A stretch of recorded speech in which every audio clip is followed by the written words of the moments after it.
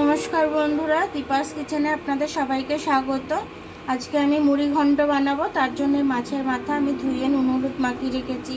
আর এখানে গোবিন্দভোগ চালটা আমি ভিজিয়ে রেখেছিলাম, ধুয়ে ভালো করে ভিজিয়ে রেখেছিলাম। তো এইগুলো আমার লাগবে মুড়ি ঘন্ট বানাতে গেলে। তো চলুন আমি কিভাবে রান্নাটা করি দেখে নিই। আমি একটা গুঁড়ো মশলা তৈরি করে নেব। তার জন্য শুকনো লঙ্কাটা দিয়ে দিলাম, একটু ধনে দিয়ে দিলাম, একটু জিরে দিয়ে দিলাম, দালচিনি দিয়ে দিলাম, এলাচ দিয়ে দিলাম। একটু ড্রাই রোস্ট করে নেবো আমি। এটা দিয়ে আমার একটা সুন্দর গন্ধ ছাড়ছে। আমি এবার এটা নামাবো। এটা খুব বেশি আমি কড়া করে ভাজবো না। এবার আমি মাছের মাথাগুলো ভেজে নেব, লাল লাল করে ভেজে নেব।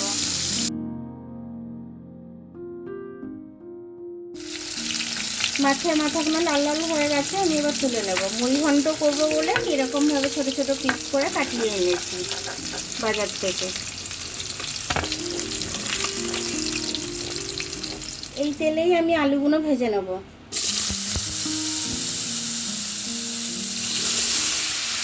নুন দিয়ে দিলাম, একটু হলুদ দিয়ে দিলাম। এবার এটা আমি নেড়ে ভালো করে ভেজে নেব আলুগুলো। আলুগুলো লাল লাল হয়ে গেছে আমার। আলুগুলো আমি এবার তুলে নেব। এই তেলের মধ্যেই আমি পেঁয়াজগুলো দিয়ে ভেজে নেব।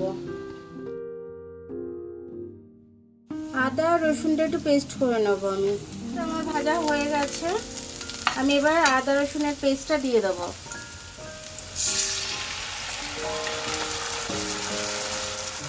একটু জিরে গুঁড়ো দিয়ে দিচ্ছি আমি, একটু ধনে গুঁড়ো দিয়ে দিচ্ছি, একটু কাশ্মীরি লাল লঙ্কা দিয়ে দিচ্ছি।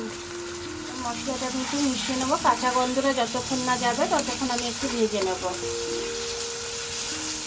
একটু হলুদ দিয়ে দিলাম আমি।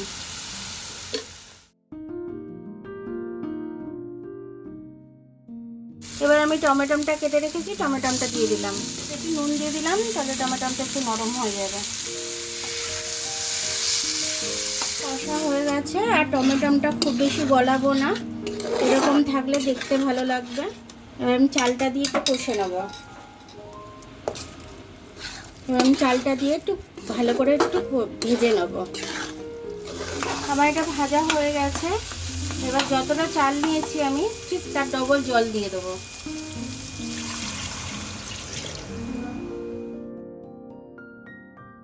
আলুটা দিয়ে দেবো। মাথাটা দিয়ে দিলাম আমি। এটা আমি ধিমি আঁচে হতে দেবো। এবারে আমি একটু গ্রেভি গ্রেভি রাখবো, তার জন্য আরেকটু জল দিয়ে দেবো আমি। খুব ঝুরঝুরে রাখবো না, তার জন্য আরেকটু জল দিয়ে দিলাম আমি। নুন দিয়ে দিলাম আমি, পরে আবার দেখবো টেস্ট করে। এবার আমি চাপা দিয়ে দেবো এটা। আমার এটা সব সেদ্ধ হয়ে গেছে। এবার আমি ভাজা মশলাটা গুঁড়িয়ে ভেজে রেখেছিলাম, সেটা আমি এখন গুঁড়িয়ে দিয়ে দিচ্ছি। সবটাই লাগবে।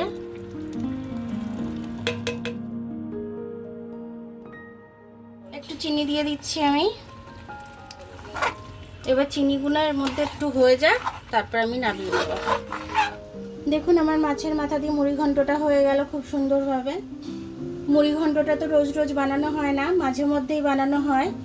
তো এটা খেতে খুবই ভালো লাগে। মুড়ি ঘন্টটা খেতে কিন্তু খুব দারুণ হয়েছে। মুড়ি ঘন্টটা যারা খায় না তারাও হাত চেটে খেয়ে নেবে।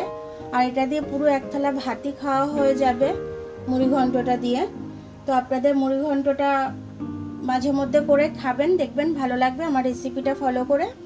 যদি আপনাদের ভালো লাগে তাহলে লাইক সাবস্ক্রাইব বেল আইকনটা একটু টিপে দেবেন। আর যদি ফেসবুক থেকে দেখেন তাহলে লাইক আর ফলোটা একটু করে দেবেন।